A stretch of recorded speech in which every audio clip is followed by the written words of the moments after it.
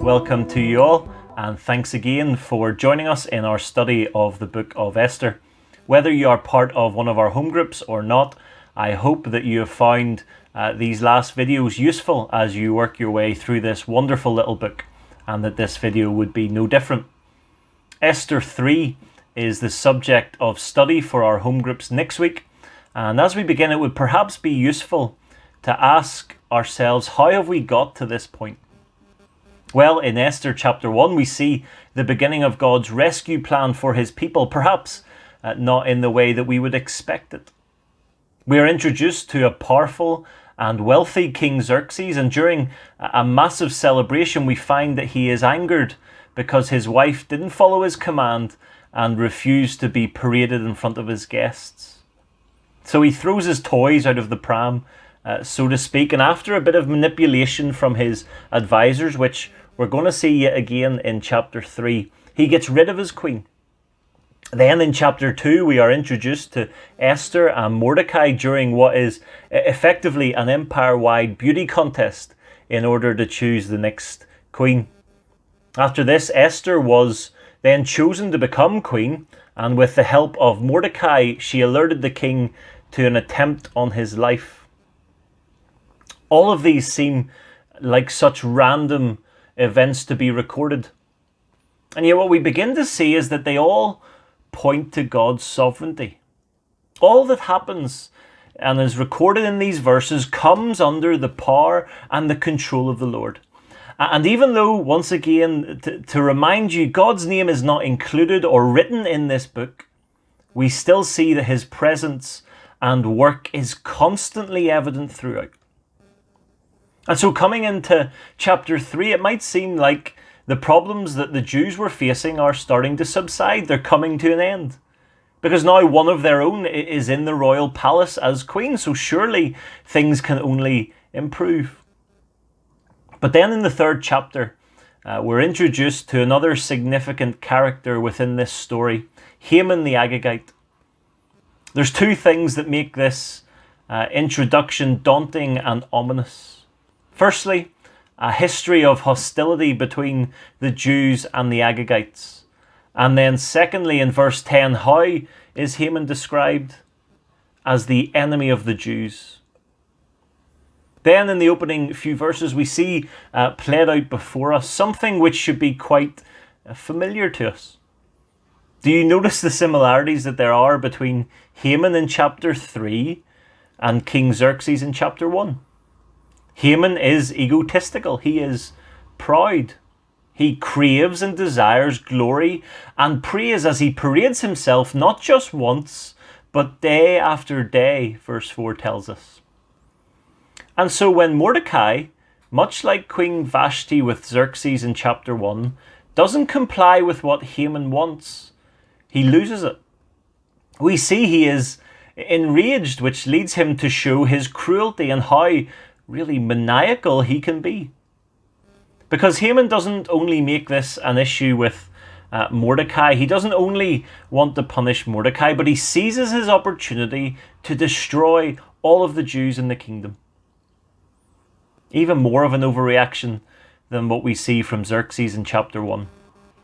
And perhaps Haman was blinded by that history of hostility or maybe a damaged ego that he had because of Mordecai's actions. But Haman goes to Xerxes, and yet again we see the total manipulation of someone who is meant to be a king and a leader. Xerxes agrees to Haman's request to destroy all the Jews throughout the whole kingdom. And then this message of murder is put together and sent to every single part of the kingdom. And it's interesting that in the very last verse we see that the city of Susa was bewildered. Notice, not only the Jews, but the city of Susa was bewildered by this ruling. I'm really struck by this chapter, and in particular the scene that is described to us in the opening 5 verses. If you just take a couple of moments to really picture the scene at the king's gate, and you'll come to see how dramatic that it really is.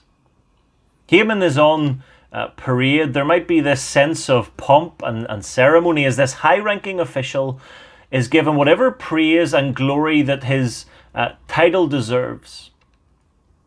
And at the king's gate, all who are there kneel down and they pay honour to Haman. And if you're picturing that scene, and you cast your eye around all those that are kneeling in that group, then your attention is going to be caught because there's one individual remaining on his feet. It wouldn't have been subtle, and very obviously he stood out so clearly. And as if this wasn't enough for Mordecai to do, obviously the officials began to pester him and challenge him day after day, saying, "You should bow before Haman." But Mordecai kept refusing to do so. What a picture that is. What a dramatic picture that is when you think of it. What a contrast we get between the humble Mordecai and Haman. And how much we have to learn from Mordecai and the faithfulness that he shows to God in the midst of great pressure, in the midst of being provoked and having much opposition against him. Not going with the flow of everything that's happening around him. And friends, opposition to God comes in many different forms for our world today. Some will have the extreme treatment that Haman wishes for in these verses. And so because of that, we should be encouraged to pray for them, that they might be more and more aware of God's continued work, of his sovereignty continuing in both their lives and in the country in which they live. But for us here in Larne, in Northern Ireland, more locally, opposition to God may be more subtle. It might even be less confrontational. But there will be many who will passionately and vociferously oppose God's people and will declare themselves and will be enemies to God.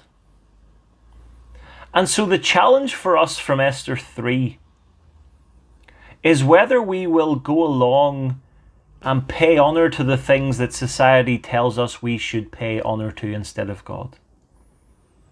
In other words, unlike Mordecai, will we go with the flow? Or, like Mordecai, will we be able to stand up amongst those who are kneeling, perhaps even standing out on our own, and give honour and glory only to the one true God who is worthy and deserves it? At the end of chapter 2, things were looking a lot brighter for God's people in Susa.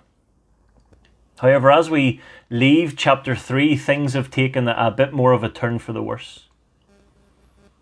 Yet we keep in mind, as we read these verses, that all of these things are not random events that are spiraling out of God's control. But, as we will come to see in future chapters, they all point to God's faithfulness, his power, and ultimately his sovereignty over all things.